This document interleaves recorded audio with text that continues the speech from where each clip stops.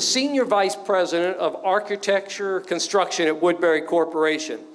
Mr. Woodbury is responsible for the design and construction management for all the Woodbury Corporation real estate projects, which include more than 19 million square feet of retail, office, hotel, apartment, and mixed-use facilities. Can I give you an idea of how big 19 million square feet is? On campus, we have less than 4 million square feet of building space.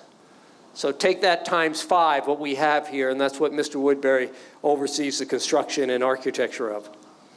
He is currently managing the design and construction of projects valued at over $350 million. Mr. Woodbury is a licensed architect in 8 western states, including Utah, Idaho, Arizona, Montana, Colorado, Nebraska, Washington, and Kansas. He is certified by the National Council of Architectural Registration Boards and a member of the, I can't really say this, a university in Salt Lake City, College of Architect and Planning Advisory Board. He is the chairman of the Sandy, Utah Auto Mall Area Architectural Review Board and a member of the American Institute of Architects. Urban Land Institute and the International Council of Shopping Center. He's on the board of directors, a managing partner, and an investor in numerous real estate ventures. Mr. Woodbury earned his Bachelor's of Art in Business Finance and a Master of Architecture at a university in Salt Lake City. He has chosen to speak to us today about roadblocks and detours, managing the unexpected. Perhaps he's in a very, very unique set of circumstances to be able to talk about managing the unexpected. And so, if I'm allowed to, and I don't know where we are technically, maybe we can just kind of start, and Lynn, maybe we'll do a Q&A until you come back, till he comes down here, okay? So we may not have video. This is not his fault. This is our technical limitations. We're trying to fix those. Mr. Woodbury, please join me in welcoming Mr. Woodbury.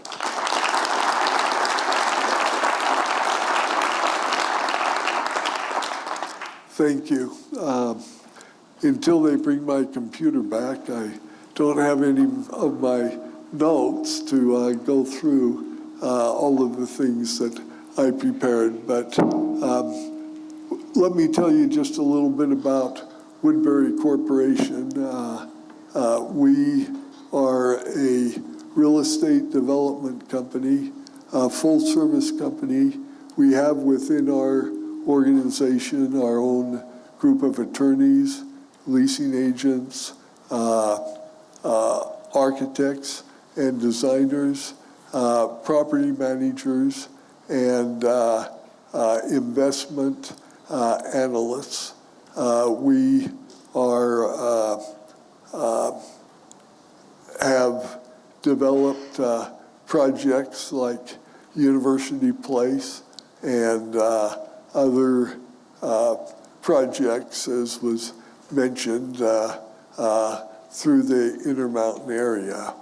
I graduated from architecture school.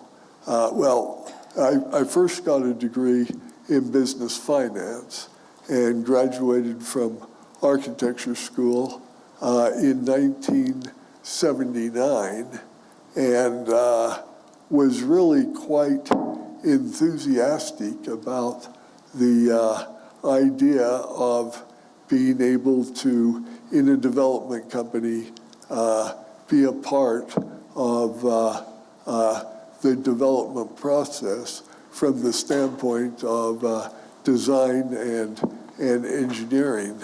All of the people in my family and previous generations were attorneys, and so when I went into architecture, I thought there might be some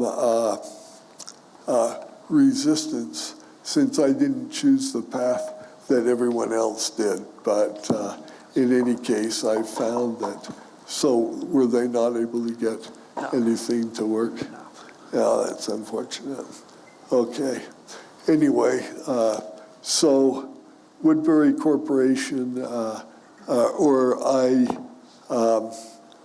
started out as a young architect in 1979, and in 1985, I became injured by, I was actually jumping on a trampoline, which I used to do some when I was in high school, but by that time I was 30 pounds overweight and seeing how high I could jump, and ended up coming down a little crooked. I could see that I was not going to land on the trampoline. And, you know, you make instantaneous decisions sometimes. I thought, well, maybe if I, and this wasn't really my thought process, but maybe if I twist, I can somehow defy the laws of physics and change my direction in midair, which I couldn't do, obviously. And so I came down in the twisting, trying to see if I could change direction. I came down and basically turned myself upside down, landed on my head, and was paralyzed immediately, and went through then an extensive rehabilitation process. But obviously my career path immediately changed, and changed forever. And so that's really what my topic that I wanted to discuss briefly with you is what happens when things such as that happen. But before I get into that, I'd like to talk to you just a little bit about the Americans with Disabilities Act. Then we'll talk about some of the kinds of events that you may encounter that might become a detour in your career ambitions, and then talk about some of my experience and as far as how I've been able to deal with that, and how you might be able to deal with these unexpected events when they occur in your life.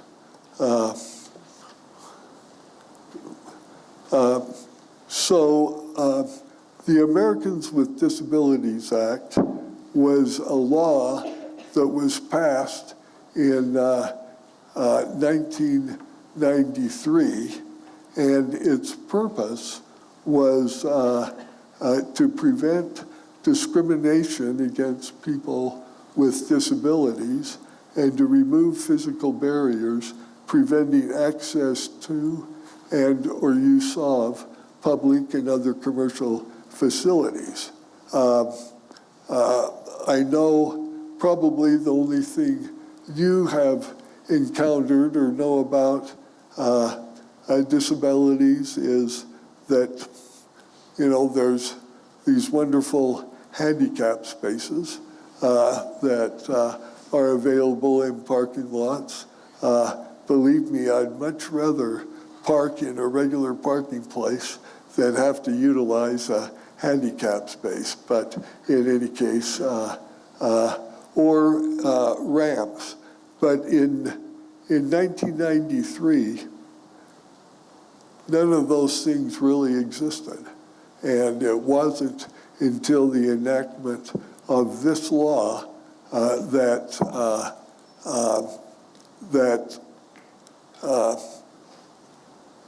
physical barriers blocking people with disabilities from entering or being able to use facilities actually came into effect. So I guess the question then is, well, what's a disability? And basically, a disability, as it's defined by the law, is an impairment that substantially limits one of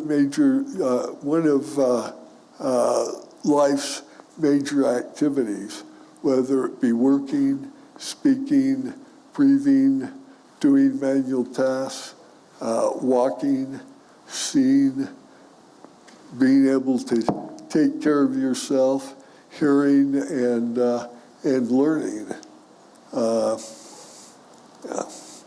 And it can also be a physical or mental impairment, some sort of physiological disorder or condition, cosmetic disfigurement, anatomical loss of a body part, or even mental and psychological disorders.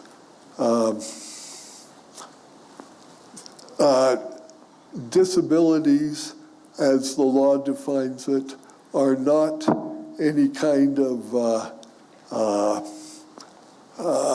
let's say, sexual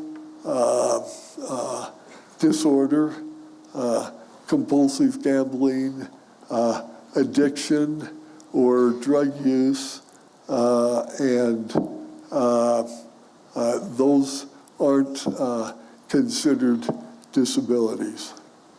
So there are three parts to the law.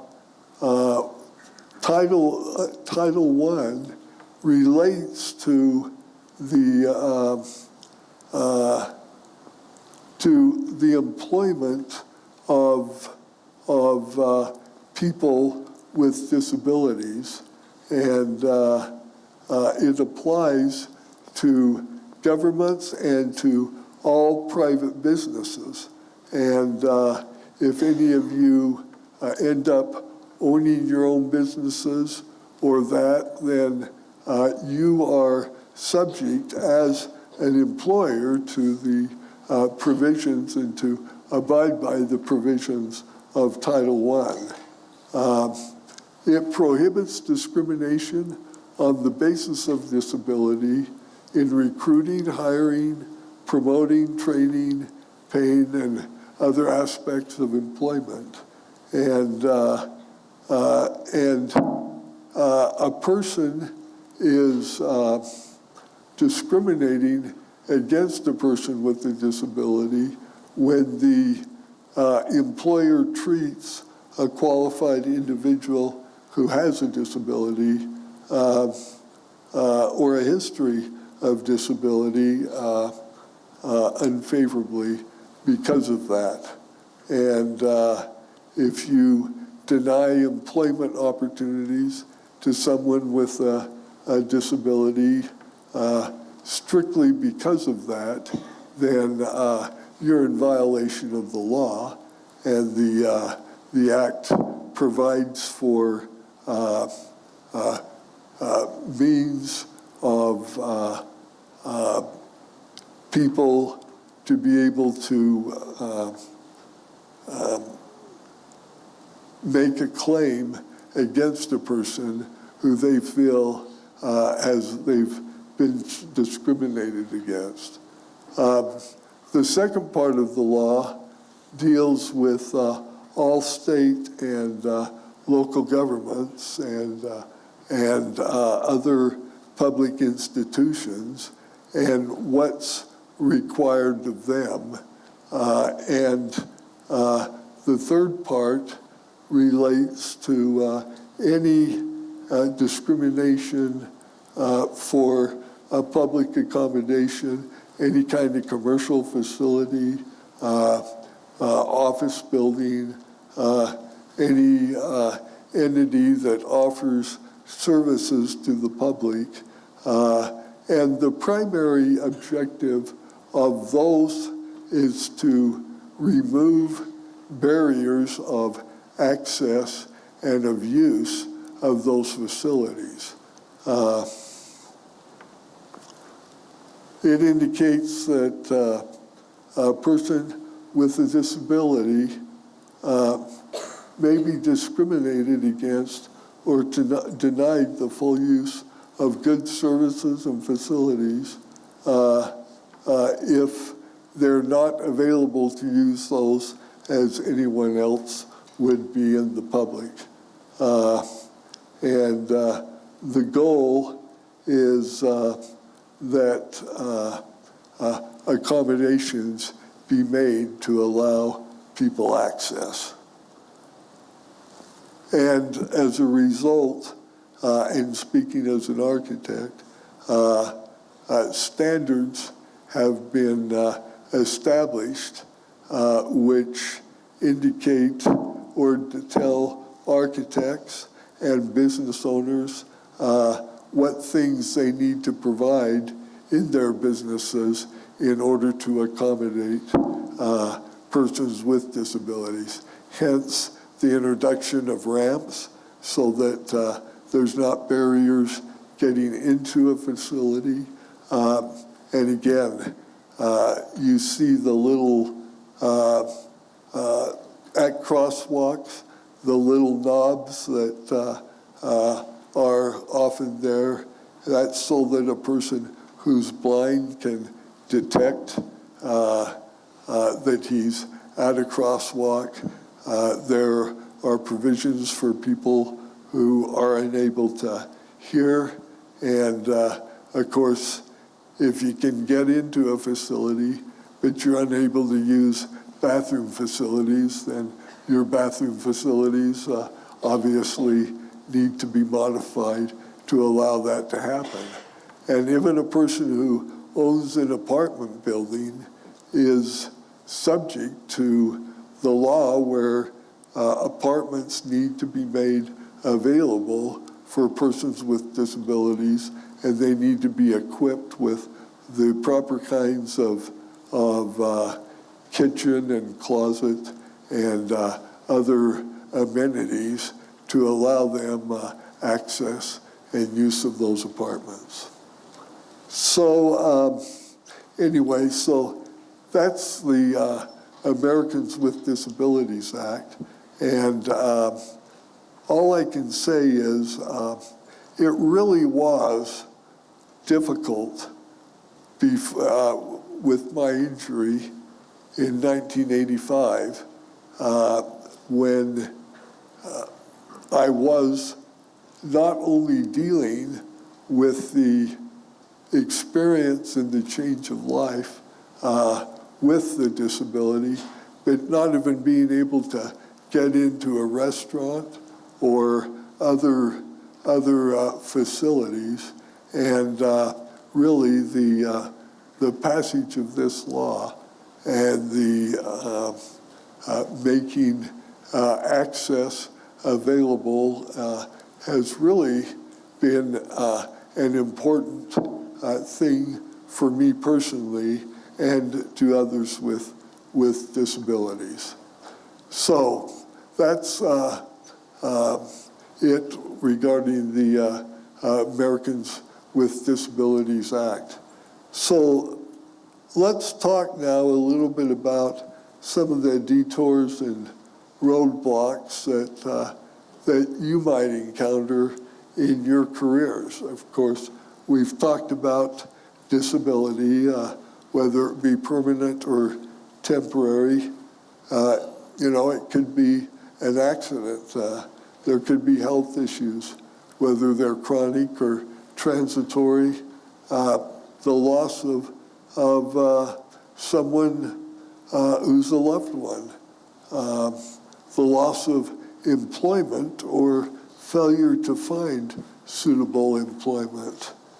Job dissatisfaction or workplace turmoil. Maybe business failure. Maybe you thought you had the idea that was gonna make you millions of dollars and you try it and it just doesn't pan out that way. It could be loss of reputation and good name. There could be financial difficulties or setbacks that you would encounter.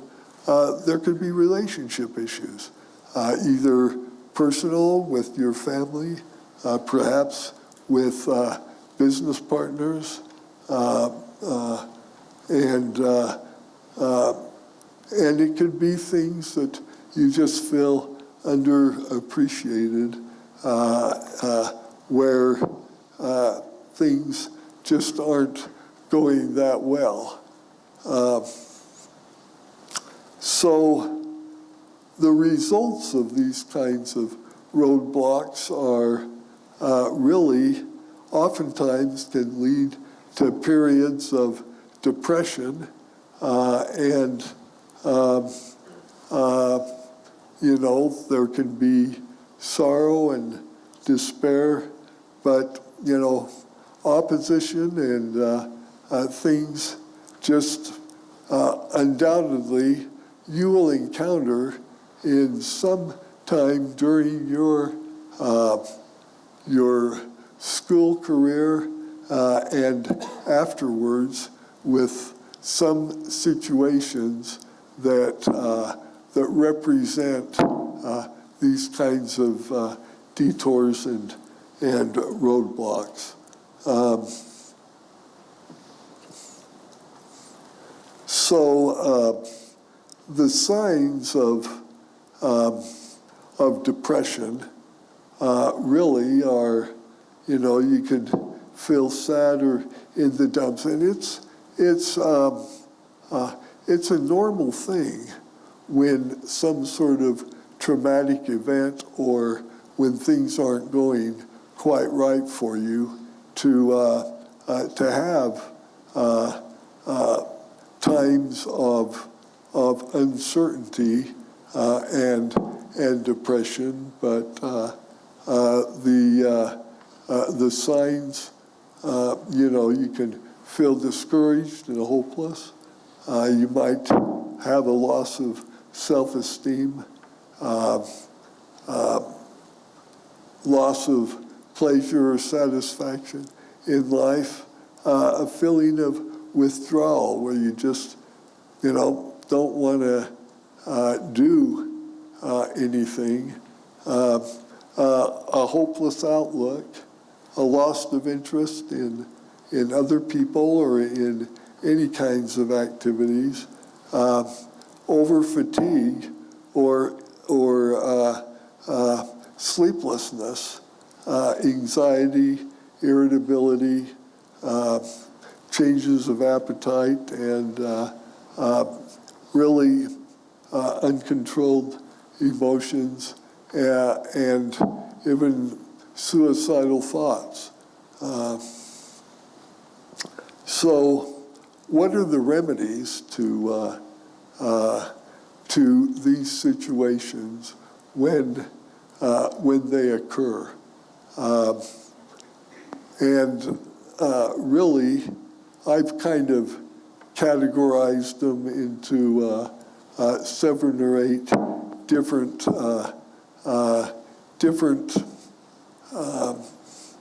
categories that we'll talk about. One is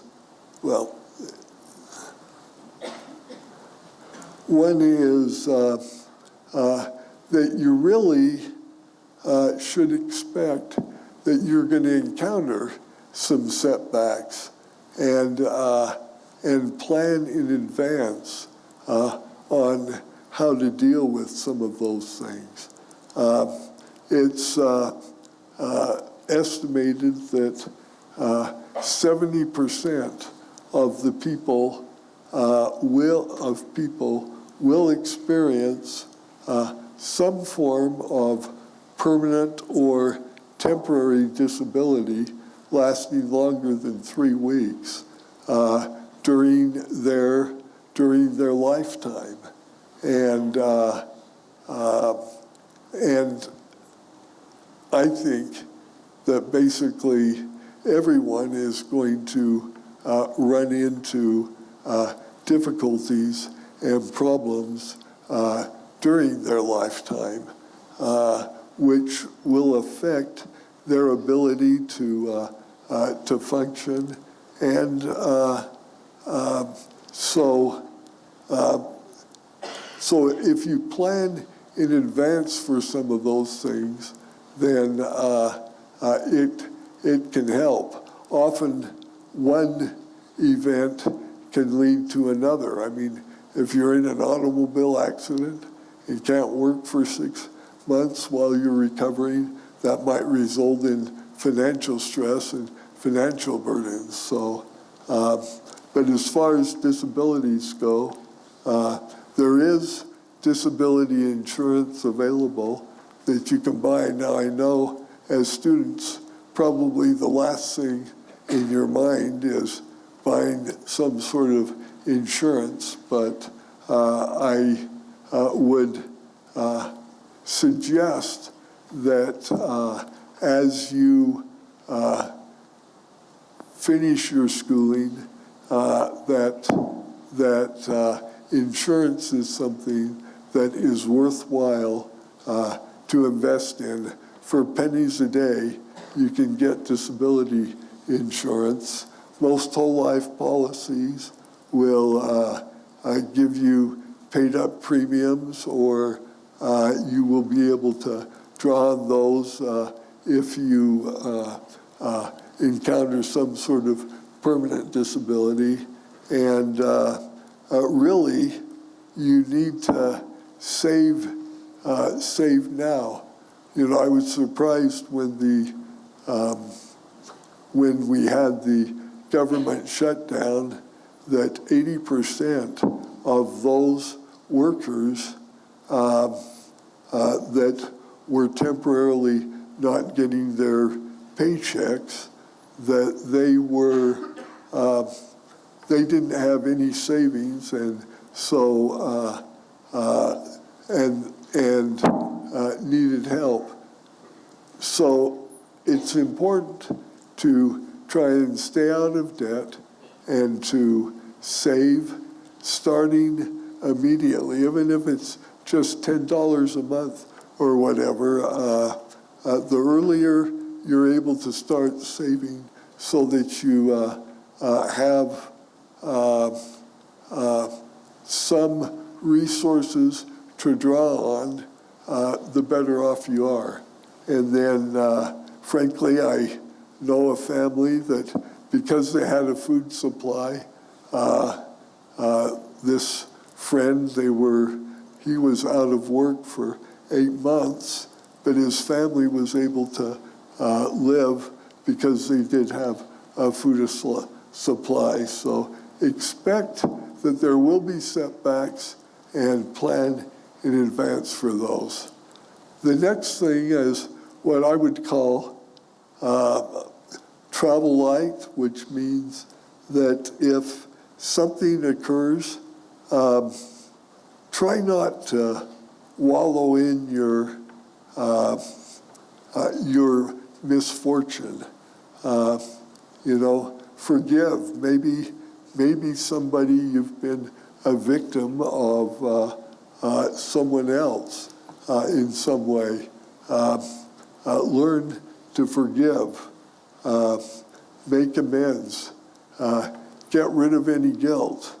Own your regrets, and confide in others. You don't really want to carry and relive your bad experience by holding grudges or that type of thing. So kind of let it go and try and move forward rather than reliving that unfortunate situation or event. Don't compare yourself with other people. First of all, we sometimes have a very unrealistic view of what the other person is really, what his life really is. Sometimes we think that everything's great for them, but we don't really know what's inside. And what appears to be isn't always right, and oftentimes we aggregate people's abilities with thinking that, Joe here, he does this great. John over there, he does that great. And we have this image of people that is really unrealistic. Everyone is dealing with problems, and we need to recognize that. And remember, with me, rather than feeling sorry for myself, I can always do encounter people who have a situation that is a lot worse than mine. Another thing that I think is helpful is just being grateful. There's a French proverb that says, gratitude is the heart's memory. If you think about our lives right now and compare it to the lives of people who lived even 50 years ago or 100 years ago, we are so privileged to be able to live in this time. And recognizing that and acknowledging it is an important thing for us to do. We really do live lives of comfort and privilege. We have technology that, frankly, for me, technology, even though it doesn't always work like we see today, it's a wonderful thing. I'm able to talk to my computer, and it will dictate, and it's been a great thing just having a wheelchair that I can get around in by myself.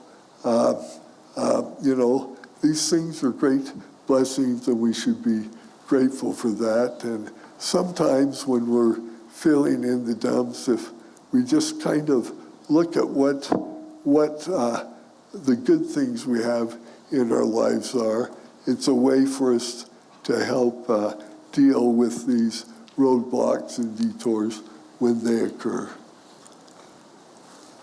It's important to be optimistic. Optimists believe that setbacks, when they occur, are fleeting. They apply only to this incident, and they're due to temporary circumstances, other people, or things beyond their control. Whereas a pessimist looks at setbacks as lasting forever, undermining everything, and they have no control over them. Optimists believe that success lasts forever, it enhances everything, and it's something that they can control through effort. Again, pessimists believe the opposite, that they're victims, and that success is fleeting, and they have no control.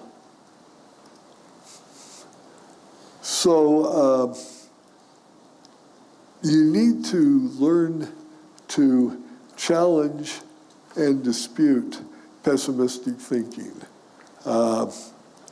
Find some sort of permanent universal cause for good events and temporary specific causes of misfortune, and counter self-focused negativity and loss of perspective. The next tool is just employing what I'd call positive psychology techniques. Acknowledge negative self-talk and own it. When you start feeling down on yourself, or feeling like you're unfortunate, remind yourself that I'm having that thought and I need to move forward. Reprogram your subconscious programs by identifying and challenging distorted thoughts and beliefs, attitudes, perceptions, mindsets, and stereotypes. Develop and practice positive affirmations. Identify your personal strengths and virtues, by finding a niche where the positive traits that you have can be used to the fullest. I mean, I had this desire to be a great designer, but that's not really practical for me in my condition.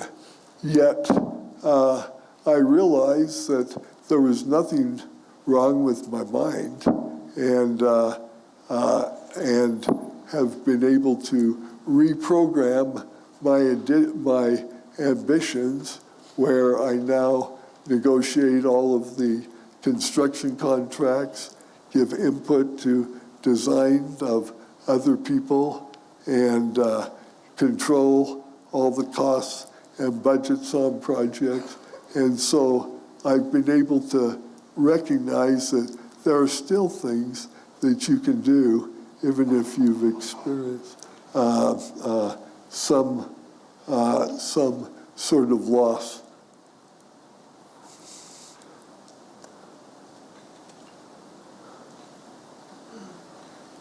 Okay, and then you need to acknowledge that ability grows through effort over time. Put yourself into a growth mindset, believe in the possibility of change, and that inability can be developed. Embrace challenges, be intrigued by mistakes, enjoy effort, seek new strategies when old ones don't work, and keep on learning. That's what life is about. And if you make this a lifelong pattern in all of your pursuits, it will help in building confidence and repairing situations when they occur. Frankly, for me, having a sustainable system of belief has been a great comfort. I believe in God. I believe that He cares for me. Frankly, I believe that He will help, and prayer has been a part of dealing with my situation, and it can be a part of dealing with others. There's purpose in life's experience. There's, I believe, in a Savior, and that there will be a resurrection and an afterlife in which the toils and burdens of this life and of this condition will be removed. It doesn't have to be that. Your beliefs can be different than that, but having a system and of beliefs that helps sustain you in when unfortunate events occur is important. And then finally, I'd say ask for help when you need it. There are a lot of people out there who are willing to help, and you don't need to be afraid to ask for it. Share your feelings with others. If depression persists, seek professional help. There's no embarrassment in that. And then lend support to others by listening and empathizing.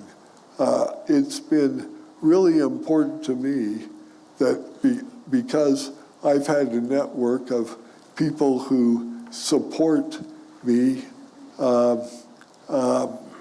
That's been very important. And you can be a support to someone, maybe it doesn't happen to you, but it happens to someone who is close to you. And you can be a great help to them if by being there for them.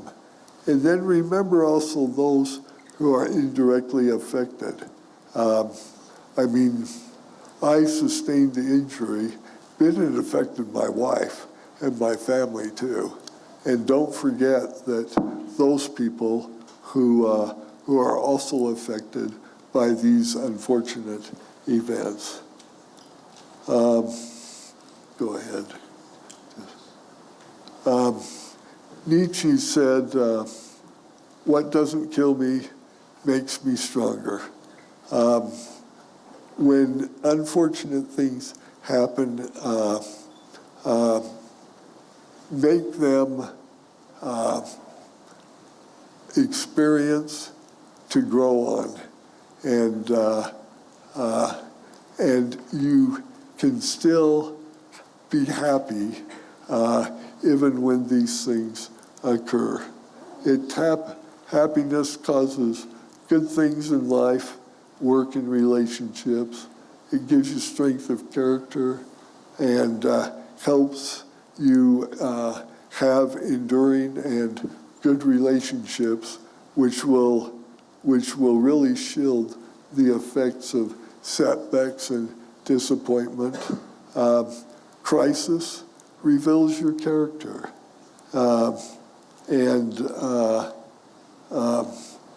Most people are happy and resilient, and you need to learn to do that. And remember that a satisfying life is based on not on seeking pleasure, but on enduring relationships. What's in your heart and what you feel is a lot more important than what's in your head and what you achieve. I just want to say that